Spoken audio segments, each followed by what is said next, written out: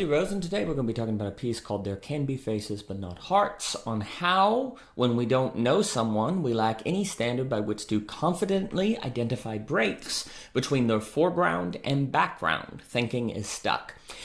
Imagine you were reading through some papers, ones, let's say, that I wrote, and you came across a sentence, and the sentence was, humans are wholes. If I just finished this Philosophy of Lack series with Cadell Last, Tim Adlin, Alex Ebert, and we talked a lot about how holes can be death drives, how failure to accept ontological lack can lead to neuroses, pathologies, and different things like that. But let's say you came across that sentence in my writing. Well, the only chance you would have to realize that that sentence might be a mistake or may not mean what it seems to mean is if you knew me. If you didn't know me, well, the sentence just presents itself as saying humans are whole. It's nothing, no big deal. There's no reason to think that this sentence is hiding something or that it's some sort of error. I mean, the sentence itself doesn't even tell you it's an error. But actually, I accidentally, while I was writing this sentence, left off the N apostrophe T. It's supposed to be humans aren't wholes. But I was in a hurry, I had to get to work, and so I made a grammar mistake. But there would be no reason whatsoever to think that this sentence was a mistake unless you knew me, which is to say that you shared the conditionality with me of knowing me, of being in my space, of enough in my space or enough in my networks to know how my thinking is. Let's say also you encountered a sentence like being is everything in some of the work that I do. Well, again, we talk in the Philosophy of Lack series, and then this is in The True Isn't the Rational, how being can be a death drive as well, a stable state. Now, it depends on what you mean by being. There are other places where I complexify, but to really have a sense that that sentence is not so self-evident, that it's not part of a Platonic tradition, that I might mean something different than what that sentence presents, you would have to know my line of work, or maybe it would represent a change in my thought, where in the past I was maybe more Platonic, and now I'm more less Platonic. But you'd have no reason to think that if you just read the sentence without knowing me. And this is to say that if there's any hope of someone recognizing a mistake, a change of thought, or a break between the surface and the depths, the foreground and the background, what is presented and what is meant, the signifier and the signified, the only chance of realizing that there is a break is by a relationship.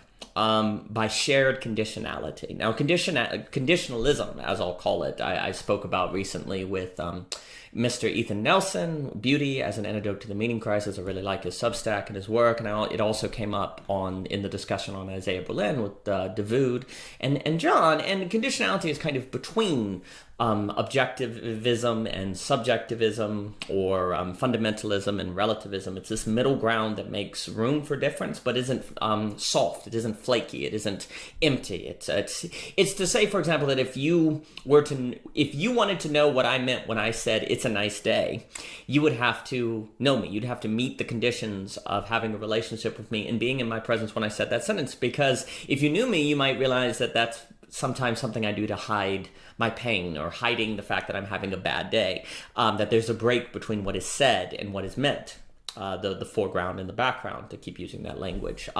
But to know there's such a divide, you'd have to know me. James K. Smith talked about conditionality in his book on relativism. I just think it's such an important idea. And this piece is also going to be hinting at something I call aesthetic epistemology, which is going to be discussed I'm thinking I'll call the book Cultivating Aesthetic Sensibilities, but I might change it to Intrinsic Motivation, or maybe Aesthetic Epistemology. I am not sure. It is always dangerous to throw out titles before the work is finished, and I'll probably have to go back and read it, look over everything I ever did to see where I used that title and where I did it. But anyway, the only way where shared conditionality is lacking, regardless of if right or wrong, all alignment of truth and rationality will be arbitrary. Now, by arbitrary, I don't mean wrong or stupid or anything like that. You can make a guess, a lucky guess about something and be right. Let's say tomorrow you say, I think it's going to snow. But you haven't looked at the weather, you haven't read anything, you're just guessing that it's going to snow tomorrow, and it's March, and that's unlikely. And then it snows tomorrow. It will seem like you were right, but you were right arbitrarily. And the fact that what you reasoned and what was true aligned is just kind of arbitrary. It's not based on anything. In order for the alignment of truth and rationality to meaningfully and non-arbitrarily align, there has to be a shared conditionality. There has to be a shared truth. Now, throughout the truism and the rational, we talk about how the rational and the true are different categories. If I think it's going to rain today, it's rational to bring an umbrella, but then it doesn't rain. Does that mean I was irrational? No, I was rational relative to what I thought was true. So it's possible to be rational and wrong. And what this gets at is that truth, since it's what makes rationality possible, cannot simply be grounded by rationality. There has to be what I will call non-rationality, which can be experience, emotions, other ways of knowing, and so on and so forth. And that is what in non-rationality, ergo truth, is what organizes rationality. And basically what this means is that if you don't have a relationship, relationships are quote-unquote non-rational, conditionality is non-rational, but if you don't have these things, then the possibility of aligning truth and rationality non-arbitrarily or meaningfully becomes impossible. All you can do when it comes to determining how truth and rationality align when we're outside of its conditionality, we'd have to turn to guessing or say imagination. Imagination is why I can always possibly begin ascribing to truths outside the scope of my experience or rationality, because I can always imagine alternatives of which I can then start to organize my rationality relative to. So imagination is very important, and we'll have to get into the depths of imagination and other works. But because of imagination, it's not the case that I'm technically stuck in whatever schema of truth and rationality I abide by and live according to. But once I start thinking according to imagination, I'm thinking in terms of what is arbitrary, what is not necessarily grounded in reality. Again, that doesn't mean it's wrong, and that doesn't mean imagination is bad. We're not using arbitrary here in some sort of hierarchical sense. We're saying that it is not grounded. It's not grounded. I can imagine what someone is feeling right now, say in China or Guam, and I could be right in my imagination. But since I don't know the people in Guam, or I'm not there in their conditionality, this assessment is ultimately arbitrary. It is not grounded. So basically, what we want to say is that conditionality is the middle ground between fundamentalism and relativism, objectivity and subjectivity, and that rationality is bound by relationships, whether to people, objects, things, and so on. For thinking beyond relationships is imagining, and it's not the same intellectual or epistemological act, even if it's correct. And this also means that rationality is bound to conditionality, and this logic that we're using to describe people would also apply to objects. You really can't know the truth of an object unless you can pick it up, unless you can look at it, unless you can meet the condition of being in its space and time.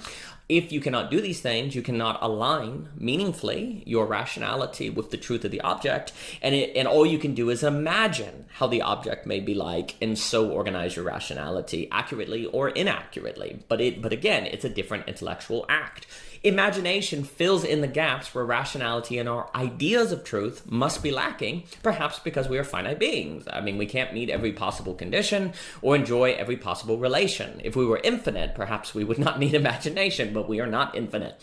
So imagination has this important role of filling in gaps where rationality cannot be established non-arbitrarily, because it's not possible for us to meet every possible condition and to have every possible relation. But it's still critical to note that imagination is not the same. To meaningfully align truth and rationality, we need to meet conditions and to meet certain states of relation. Again, thanks to imagination, we are never technically stuck with the surface of foreground of life, but all escapes will prove arbitrary without relationships and shared conditionality. To reach the heart meaningfully, we must relate. But again, relations require, especially if we're talking with people, facing the real, as described by Lacan.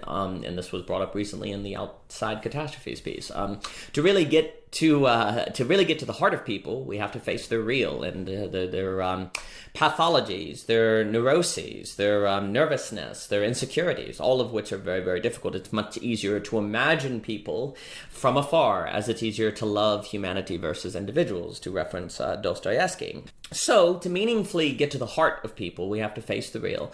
And if we don't, then all we're going to know is people's faces, which, is arguably better than not knowing them at all. But thinking is stuck with the face if there is not a relation. If we want to think about the heart, then we have to relate, and we have to meet the conditions of where people are. We have to join them in the real. For more by OG Rose, please visit ogrose.com, YouTube, Anchor, Facebook, Twitter, so on, Instagram, and thank you so much for your time.